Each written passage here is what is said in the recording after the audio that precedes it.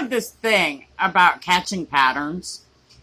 I don't know what it is, but I catch them way quicker than most other people do. And so when I stand back and I look at situations in a bulk, and maybe it's because of the military uprising, I don't know what it is, but I can pinpoint stuff really quickly. Patterns, especially of behavior. It's really weird, but it's true. I started noticing patterns in things like whose kids in the county that they were taking the most of, where they were placing them when people would talk to me. The fact that a lot of people that are involved in my case have either gone to jail or been legally attacked in one fashion or another through the court system is concerning. You know, when you start to look around and you start to see, oh, this group of people over here, they've had this amount of deaths, and, you know, they say that that's a homicide, but they failed to prosecute it. It's obvious, like with Duke Goins.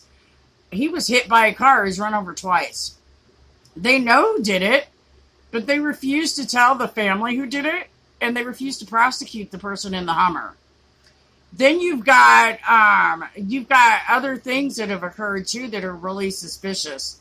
Like, how come all the people that, not all, but most of the people who would be called as witnesses in my case, who have kids, have had their kids removed? There's quite a large number of them who had the same situation as me, where their kids were placed with people that CPS knew hated them. And they abused their kids. And I watched them do it with a couple people, and I was like, my Lord.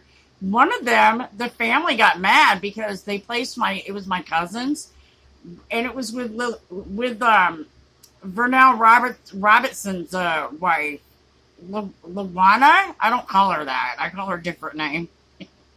But they placed my cousin Sandy's kids with her, and she was so nasty to those kids. It was horrific. She threw a party for someone else on my cousin's birthday and used her money to do it, which was really disgusting to me. She would go buy her kids' name brand clothes while she bought my cousin's thrift store clothes. She, of course, used the check, the SSI check she was getting for my cousins to buy her kids' name brand clothes with. And she did it in their face. Sandy would tell her, you know, my kids like this, and this. Could you please buy them that? And she wouldn't. She would spend all of her little money on her. And I watched this go on, too. It didn't just happen with her. It's other people I watched this stuff happen to. Also, who's had kids removed in my family. Like Brittany Rangel.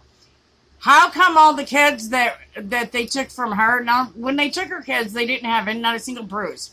But her kids wound up with bruises, diaper rashes, all this stuff that never occurred when Brittany had her kids. The same thing with me. Tiara wound up with a gash on her face. I bet they thought that was funny considering the Scarface a connection. Ha ha ha.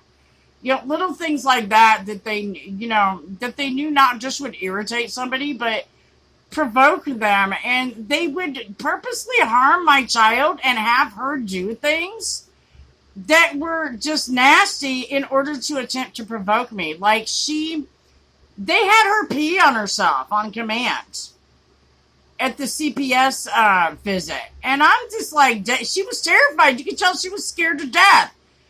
And I don't think it was for me, because I don't spank my kid like that. I really genuinely think that she was terrified that if she didn't pee on herself as to what would happen after they were out of the camera's view. And so we have situations like this that occurred where they attempted to provoke me. I also had another situation after they knew that Ronald had abused me and I didn't want anything to do with him. They tried to shove me. They tried to trick me in shoving me into a room with him after they knew this man abused me. There's other things like this that Department of Health and Human Services did that they know is unethical and they thought was funny that were actually really abusive and nasty. And I feel that they should be criminally charged for, especially knowing that they were abusing my daughter when she was defending me. And she was terrified to say anything about it. How many other kids have they done this to? And what are they doing to your kids while they've got your kids in their care? Especially when they're not allowing any visitations or anything like that to go on right now with the shutdown. Could you just imagine what they're doing to these kids? And I already know the mind games that they play with them because they're doing it in front of our faces. The difference between me and the rest of the parents, you already took my kids. So, do you honestly think I'm afraid to tell? I don't think so. And I got documentation to verify my facts. So, y'all in trouble. Big trouble. Have a blessed day, and God bless America.